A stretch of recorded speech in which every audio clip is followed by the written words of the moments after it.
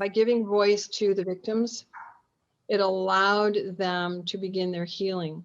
It allowed them to be heard. And as I said in the video you watched, and I've said repeatedly, if one person would have listened 30 years ago, would have reported, would have acted, this case would not have been mine. We would not be here analyzing, well, what happened? What went right? What went wrong? What needs to change? And so in the Nassar case, I allowed everybody who wanted to speak, because I've done that in all of my cases, much to the chagrin of the sheriff who wants his deputies back, the attorneys who want to go back to their offices and deal with clients, and my staff who wants to take a break. And I've heard it all. I've heard all the excuses about why what I'm doing is wrong, why I should just get on with things, why things should be quicker. But I can tell you, when we look at my caseload studies, because they do that with judges, I'm not any slower or faster than my fellow judges who don't do what I do. They just have more time off the bench.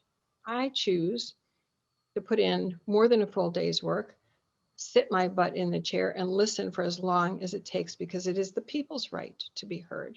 And that's what you saw in Nassar. By allowing those victims to speak as long as they wanted, and to look him in the eye and say, you hurt me, they turned themselves. It's not what I did, it's what they did. They empowered themselves to speak, to change their situation from victim to survivor and to thriver, because they could finally start healing, because they were in a safe place, they were believed, and they were heard. And now the world has taken notice of what happened and asked, why did it happen? So time's up. Me Too, Black Lives Matter, all of the universities, the athletes in every form of athletes, both at the football field, the gymnasts, the swimmers, name an athlete, every single form of athletes has reported abuse, because those girls were strong. I didn't do anything that I haven't already been doing. It's just that this time the world was watching. Did I do anything differently because of that? Absolutely not. But here's the difference. The media cared enough to show up. They stayed, they acted appropriately, they worked together. In fact, NBC, I have to credit them, because I asked for the media to have a feed, because we were just inundated with media. We had overflow rooms. So I asked for a media stream, and then those who didn't have syndicated methods of getting the word out and getting cameras in and all of that, they were allowed in the courtroom, and the rest had one camera and they all shared it. And NBC took the lead in that, and they all worked together. There was no one saying, I've got to be in there, I need this, I need that. They listened, they followed my instructions, they were wallpaper in the room, and they did just a fabulous job of watching and recording this for history and for public consumption. I can also tell you something that was not recorded that I doubt you saw. Now, I haven't gone back and watched everything you did, but as those 156, and I think there were 169 who spoke all together, because I let everybody speak. Crime has a rippling effect. So I let others speak, family members. I let the doctor speak. I let other people speak, because they were hurt too by this, and I consider them victims.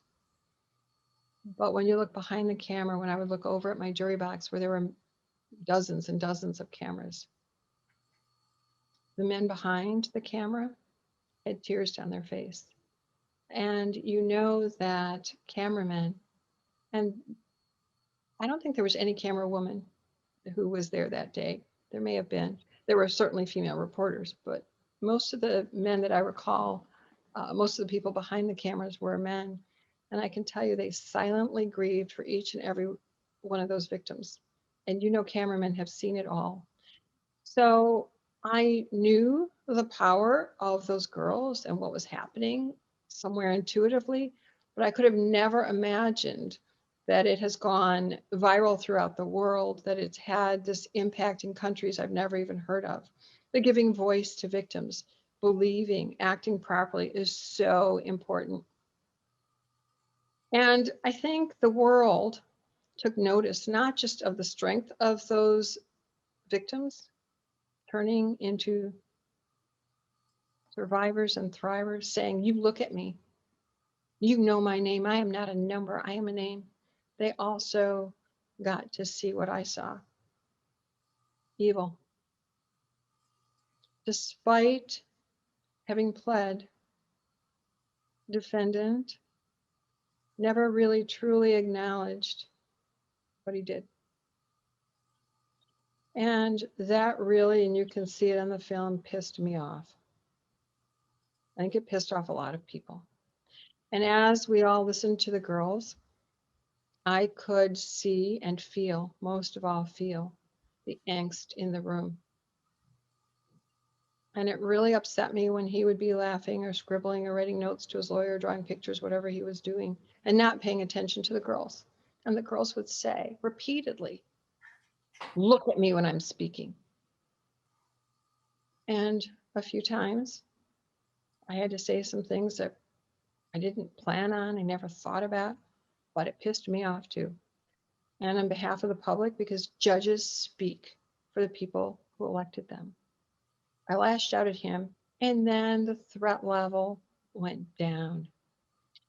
And I had designed the courtroom so that he would be in the witness seat facing the victim who spoke, the sister survivor, as I dubbed them, and the rest of the crowd, because for a victim to have to turn around to the defendant who usually sits at counsel table would have been very distracting, wouldn't have allowed the eye contact, volume of their voice would have been missed because the court reporter needs to take down every word.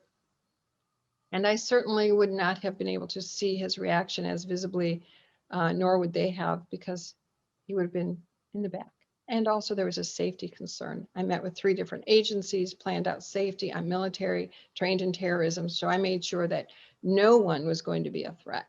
We had plainclothes officers, police were all great to work with, the state police, the Michigan State Police, our county sheriff's office, our deputies, the Lansing Police Department. We all worked together to make sure my courtroom was safe. And if something would have happened, Nassar would have been protected. He was protected in that seat. As much as everyone thought, oh, well, why is she doing that? It was also to protect him, because if something happened, he would have been taken out the back where the jurors usually go out and put in a safe place immediately. We thought maybe he was a target. The victims, initially there were about 8 that were going to speak. There were about 4 that were going to use their name. It quickly grew to 88. It quickly grew to 100. The people had listed in their agreement 125 who would speak that were agreed to. I said, no, my policy has always been everyone. It will be everyone. And I can tell you that giving voice to the voiceless empowers them so much, they empowered each other. And so in the end, out of the 156 sister survivors, only about 4, for very good reasons, didn't use their name. They kept their numbers. But most of them who had said, no, my name can't be public, they came forward and said, I am not a number, I am a name, and you look at me. And you could see, and I could feel them shed their pain. And in that moment, their light grew.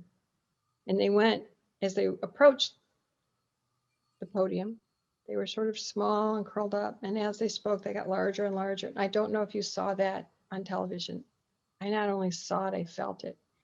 And they grew into these powerful women, getting their power back with a voice and with a purpose and with just such humility for themselves and such anger at him and just such dignity that this has happened to them and it would not be happening anymore. And I really saw them take their superpower and then sit down, and that power empowered another woman. And we ended up with 156. And clearly I would have listened to 1,000. I would have listened for 3 months if I needed. I did learn that the people had directed some of the people who wanted to speak in front of me to the other judge, which is not what my promise was, but I didn't know about that. I don't limit time. I don't limit numbers. It's your courtroom. It's the people's courtroom. If you've been hurt, if there's something you want me to know, then I want to know. Why? Because I want to know, what are we dealing with? Are we dealing with a good person who made a mistake, who can be rehabilitated? Are we dealing with true evil, where they cannot be rehabilitated? Those are things I have to consider in sentencing. And I have to look at deterrence, rehabilitation, the effect on the community, the effect on other people who may commit similar crimes. And I have to make a decision about sentencing. Is the punishment proportionate to the crime? I have to consider so many things. And the question always comes up, well, you were biased. Well, I'm fair and impartial. Remember, he pled. So now I have to give a fair and impartial, unbiased sentencing. And this is a man who never owned what he did. Prior to a plea, prior to there being a judgment, I understand and uphold every day, innocent until proven guilty beyond a reasonable doubt. But there is a shift when someone has pled and they've said, yes, I did the crime. After he wrote me that letter, hell hath no fury like a woman scorned, it became clear to me that he had no moral compass, that the only one he thought was important in the world was himself, and he did not value people, certainly not women. So the question is, can he be rehabilitated? And the answer I kept coming up with each person who spoke, with the counts in front of me, with what he himself said and his demeanor, was no. He still thinks he did nothing wrong. And I gave him 2-3 opportunities to withdraw his plea. And each time, although I had to literally pull it out of him again, he said, no, I don't want to withdraw his plea. He was guilty. So there's a lot of things that we've learned from this case, and the world learned about gaslighting, the world learned about grooming, the world learned about control and power that predators have over others for their own benefit. I can really talk about this topic in so many aspects. I want to say, because I know there's a lot of media students, get in the courtroom. You might not think there's a story that's been leaked. Every single day there are stories that I wish would be public, and the public has the right to know, and you should dig deeper into. I believe the cameras ought to be in the courtrooms. They are in the legislature every day. Why are they not in the courtroom when it is clear that every single American, not so true in other countries maybe, but in America, you will 100% come in front of a judge because of a birth, because of a death, because of a car accident, because of a malpractice case, because of a traffic ticket, because of a divorce, custody, child support, all the variations of things that we deal with, they will affect you. We should also not be the last on the ballot, because you need to know who your judges are. And the media can help with that. And I think that the media and judges should form a partnership, not because I want to be popular, but because I want the people to know I'm doing my job and I want to hear from them. And the only way we can do that is to build trust between the judiciary and the media. And that then gives trust in all of us, of the people we represent who voted us in office. So with that, make sure that there are those protocols written, followed, and in place. And any coach who does not needs to just leave or go to be retraining. If we don't have these protocols, we will never get farther than we are now. And we are pretty far behind as far as what I can see. You talked about all the sister survivors, and I know that they have said on air that you're a role model to them. And you're a role model to me and many in the class. And Malik's going to have emails that we'll send you to show that. How has this case rayed out from the sister survivors across the country and world? Actually, that's a question that that kind of leads into a question that we have here too, Dr. V, to blend into that. It says, it's also from April. It says, have you heard any significant changes in the USA gymnastics program since the case. So more or less, what do you, and I'll kind of big umbrella the question, what are some big changes you've seen like from the landscape of like this sort of case, like since it's transpired, like what are ramifications have you seen personally? I've seen a lot of different changes. So now the legislature has passed a bill to have a 16 member board, half of them to be athletes. So it's no longer money and medals over the safety of athletes. It will now be a situation where the athletes have an actual voice and their own in place to speak out. Protocols are being put in place. It used to be that athletes who were abused by a coach, that coach might be reported, might not be reported, but instead of actually taking action, that coach would just be transferred. So the abuse would continue, but another place. And those kinds of things are changing. In fact, the athlete is more often, I think, now believed, and the coach is simply put on leave, and other agencies are advised that this coach is on leave and should not be a coach until this is all sorted out. So they're not assigning blame to the coach right away, because there does need to be an investigation, and both sides have rights.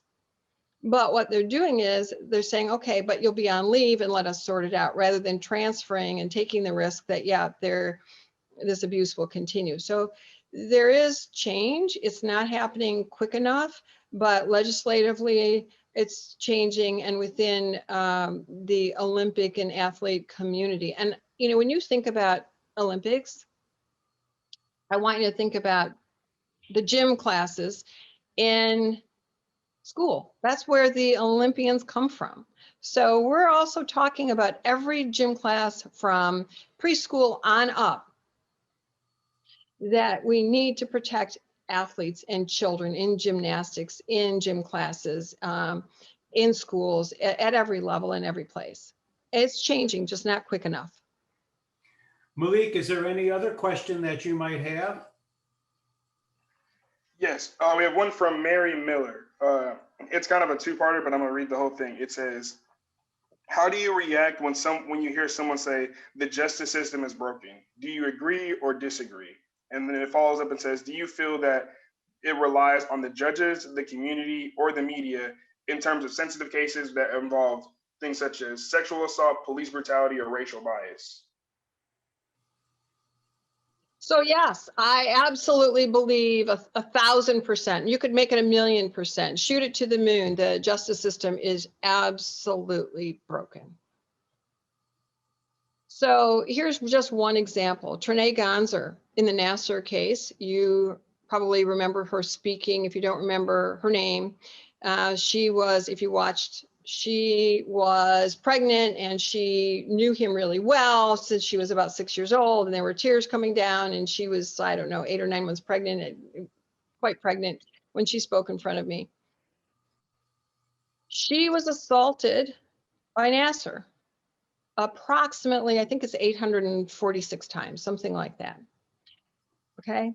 Most of the Nassar girls were assaulted. I hate to even call them Nassar girls. Let's take that back. Sister survivors were assaulted more than once, multiple times, some hundreds of times.